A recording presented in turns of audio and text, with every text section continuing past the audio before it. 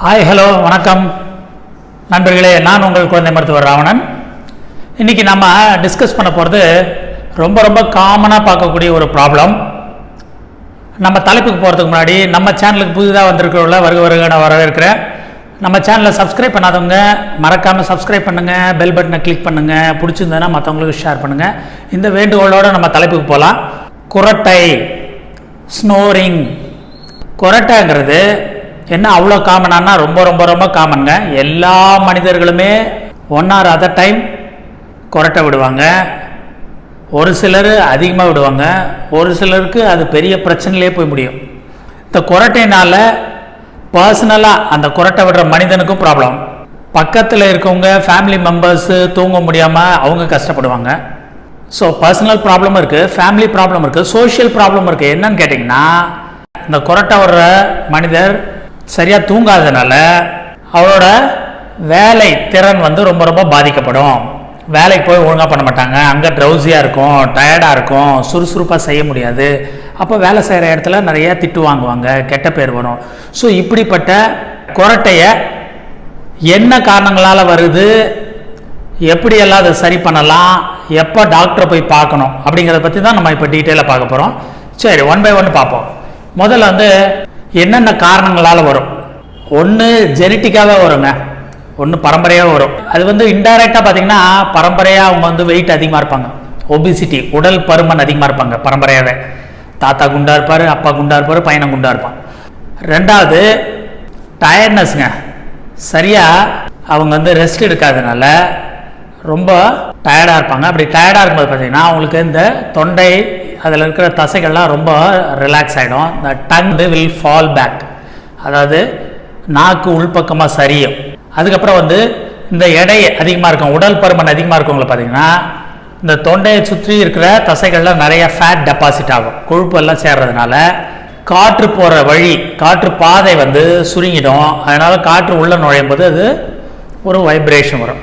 சரி, மேலும் முக்கியமான காரணங்கள் என்னென்னா, ஒன்று நம்ம சொன்னோம் பரம்பரையாக குரட்டை வரும், பரம்பரையாக உடல் பருமன் இருக்கும். இது மட்டும் இல்லாமல் பர்சனலாக அவங்களுக்கு இருக்கக்கூடிய தீய பழக்கங்கள், ஒன்று புகைப்பிடித்தல், இரண்டாவது மது அருந்துதல், அப்புறம் sedentary habit, lack of exercise. So இந்த மாதிரிலாம் இருக்கும்போது அவங்களுக்கு குரட்டை வரதுக்கான வாய்ப்பு அதிகம்.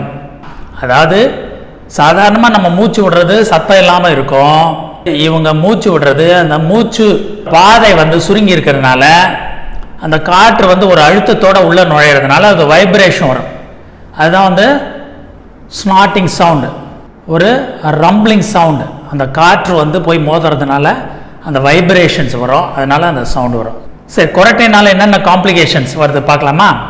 இதய கோளாறு வரும், சில நேரங்களில் பக்கவாதம் கூட வரும், அப்புறம் சர்க்கரை நோய் வரும், உயர் ரத்த அழுத்தம் வரும். இந்த மாதிரி பிரச்சனைகள்லாம் வருது. ஸோ இந்த மாதிரி பெரிய நோய்களை கொண்டு போய் விடக்கூடிய இந்த குரட்டையை நம்ம சாதாரணமாக எடுத்துக்க முடியுமா? அதை எப்படி நம்ம சரி பண்ணலாம்?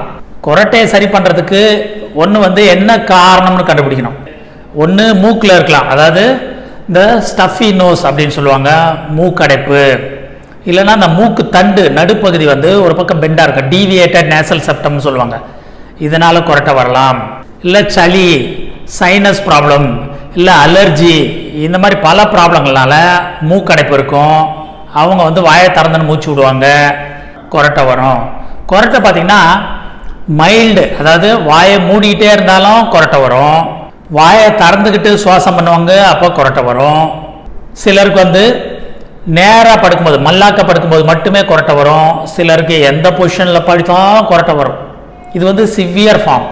குரட்டை பர்டிகுலராக இந்த ஆண்களுக்கு தான் அதிகமாக காணப்படுது. அதனால் ஆண்கள் விடுற குரட்டையினால் தூங்க முடியாமல் மேலை நாடுகள்லாம் விவாகரத்து அளவுக்கு போயிடுது. அப்படி மனமுறிவு அளவுக்கு கொண்டு போய் விடக்கூடிய அந்த குரட்டையை நம்ம எப்படி சரி பண்ணலாம்? உங்களுக்கு தெரியும், ஒன்று டாக்டர்கிட்ட போனால் ஒன்று மெடிசன்ஸ் கொடுப்பாரு, இல்லைனா ஏதாவது டிவைசஸ் அட்வைஸ் பண்ணுவார், இல்லைனா பார்த்தீங்கன்னா ஆப்ரேஷன் லெவலுக்கு போவோம். சரி, டாக்டர்கிட்ட போகாமல் நம்ம எப்படியெல்லாம் சரி பண்ணலாம்? ஒன்று நான் சொன்ன மாதிரி உடல் பருமன் அதிகமாக இருக்கிறனால வருது, அதனால் உடல் எடையை குறைக்கணும். அவங்களுக்கு டயபெட்டிஸ், ஹைப்பர் டென்ஷன், இந்த மாதிரி சர்க்கரை வியாதியோ ரத்த அழுத்தமோ இருந்தானா அதை கண்ட்ரோலாக வச்சுக்கணும். அவங்க புகைப்பிடிக்கும் பழக்கமோ மது அருந்தும் பழக்கமோ இருந்ததுன்னா அதை விட்டுடணும். அதே போல் இரவு நேரங்களில் ஹெவி மீல்ஸ் எடுக்கக்கூடாது. அப்படி எடுக்கும்போது பார்த்தீங்கன்னா தூக்கம் வரும்போது அந்த அசதினால இந்த தசைகள்லாம் தொண்டை, நாக்கு, அப்புறம் இந்த சாஃப்ட் பேலட் அப்படின்னு சொல்லுவாங்க, அதாவது மேல் அன்னத்தில் பின்பகுதி பார்த்தீங்கன்னா ரொம்ப சாஃப்டாக இருக்கும் அது. அப்புறம் யூலா, அதாவது உள்நாக்குன்னு சொல்லுவாங்க, இதெல்லாம் வந்து கொஞ்சம் அளவு பெருசாகிடும். பெருசாகும்போது காற்று நுழைவதற்கான வழி வந்து அடைக்கப்படும். அப்படி அடைக்கப்படும் போது அவங்களுக்கு கொரட்டை அதிகமாக வரும். அதனால் இதெல்லாம் வராமல் பார்த்துக்கணும். அதுக்கப்புறம் ஆஸ் யூஷுவல் உங்களுக்கு தினந்தோறும் எக்ஸசைஸ் பண்ணணும். இது உடல் முழுக்க பண்ணுற எக்ஸசைஸ் மட்டும் இல்லை, தொண்டைக்குன்னு தனியாக எக்ஸசைஸ் பண்ணணும். தொண்டைக்கு எப்படி எக்ஸசைஸ் பண்ணுறது? சிம்பிளான வழி பார்த்தீங்கன்னா சிங்கிங்க, பாடணும்.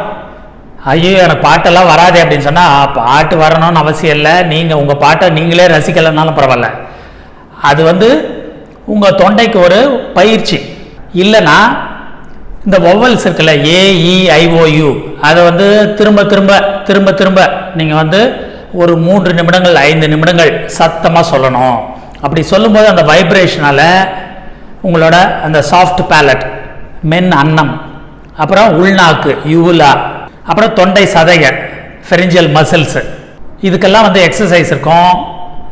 நாக்குக்கு எக்ஸசைஸ் இருக்கும். அதில் படிஞ்சிருக்கிற அந்த கொழுப்பு சத்தெல்லாம் வந்து கரைஞ்சிரும். அப்படி கரையும் போது அந்த ஏர்வே, காற்று போகும் வழி ஃப்ரீ ஆகிடும், அவங்களுக்கு கொரட்டை குறையும். அதுக்கப்புறம் பார்த்தீங்கன்னா உங்கள் படுக்கையில் அந்த பில்லோ இருக்கு இல்லையா, பில்லோவோட அளவு வந்து கொஞ்சம் உயரமாக்கணும். ஒரு 3 அல்லது 4 இன்ச்சு அளவுக்கு உயரம் பண்ணணும். அப்படி உயரம் பண்ணும்போது உங்களுக்கு கொரட்டை அளவு குறையும்.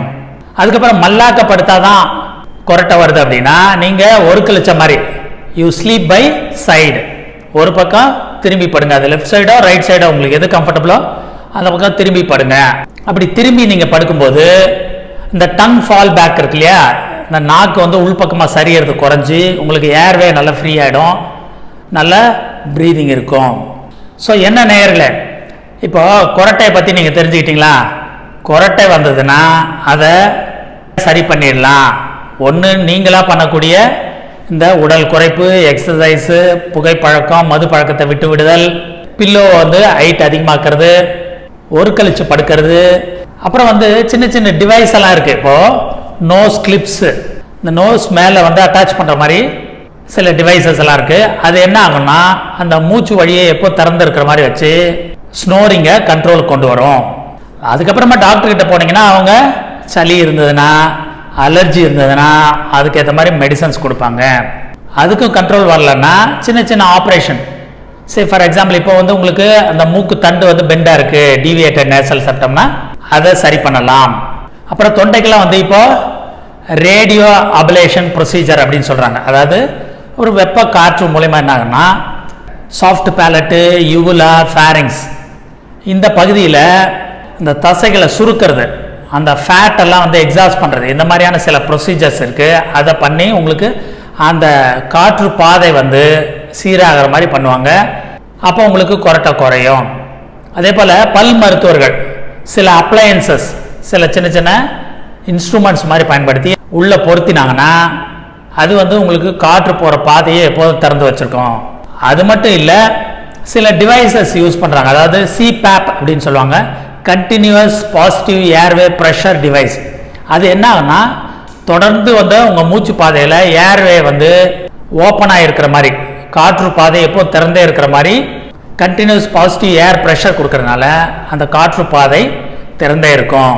அப்போ உங்களுக்கு கொரட்டை சத்தம் வராது, மூச்சும் ஃப்ரீயாக இருக்கும். ஏன்னா இந்த கொரட்டை அதிகமாக இருக்கவங்களுக்கு ஸ்லீப் ஆப்னியா சிண்ட்ரோம் அப்படின்னு சொல்லுவாங்க. ஸ்லீப் ஆப்னியானா என்னென்னா தூங்கும்போது மூச்சு சற்று நின்றும். அப்படி நின்னதுன்னா உங்களுக்கு தெரியும் ஆக்சிஜன் போல அடுத்து மூச்சு திணறல் ஏற்படும், ஹார்ட் வந்து ஃபங்க்ஷன் ஆகாது, ஹார்ட் அட்டாக் வரும், மரணம் கூட சம்பவிக்கும். இல்லைன்னா சில பேருக்கு பார்த்தீங்கன்னா இந்த ஸ்ட்ரோக், பக்கவாதம் சொல்லுவாங்க. இந்த பக்கவாதம் கூட வந்து இந்த ஸ்லீப் ஆப்னியாவோட சம்மந்தப்பட்டது. இப்படி பெரிய பெரிய பிரச்சனைகளை கொண்டு போய் முடியறதுக்கு முன்னாடி இந்த கொரட்டையை நம்ம கட்டுக்குள்ளே கொண்டு வருவோம், நம்ம உடலை ஆரோக்கியமாக பார்த்துப்போம். சர்க்கரை, உயர் அழுத்தம், உடல் பருமன், உயர் கொழுப்பு, அதாவது ஹை கொலஸ்ட்ரால், இதெல்லாம் நம்ம கண்ட்ரோல் கொண்டு வந்துட்டு இந்த கொரட்டை பிரச்சனையிலேருந்து விடுபடுவோம், ஆரோக்கியமான வாழ்வை வாழ்வோம் என்று வாழ்த்தி உங்களிடமிருந்து விடைபெறுகிறேன். நன்றி, வணக்கம்.